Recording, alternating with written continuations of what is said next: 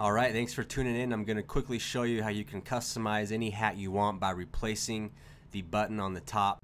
The only tools that are required are needle nose pliers and in some cases a very small flathead screwdriver.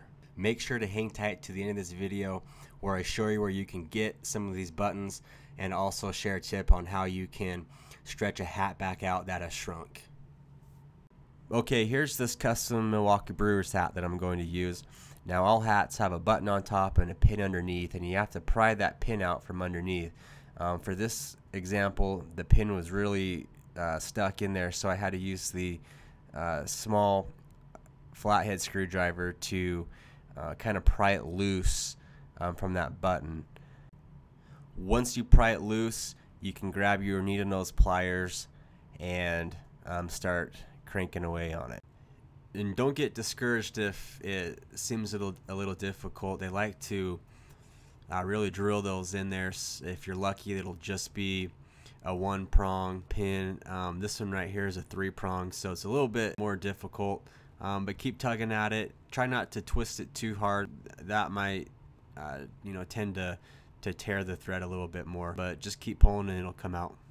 And now that we have the old button off, we're going to grab the new pin, and to make sure that we get that button on there right in the middle, I like to punch the new pin through the top right in the middle first, so I can create a little guide hole through the bottom, so I know where to place the pin from the bottom to the top. So I'll pull the pin back out, and then I'll press it through from the bottom. You'll see it sticking up through the top of the hat, right in the middle, right where you want it, and then you'll go and grab your new button. Now what's important is when you grab those needle nose pliers, you want to make sure that they're clean and not greasy, because you're going to be directly applying a little bit of pressure on that button, and obviously you don't want to dirty up that button or get it greasy. Now once you got it on there, you can apply a little bit of pressure to the pin and the button, but all you're gonna need to do is just give it a little squeeze with the pliers, and you'll feel and possibly even hear a very faint snap.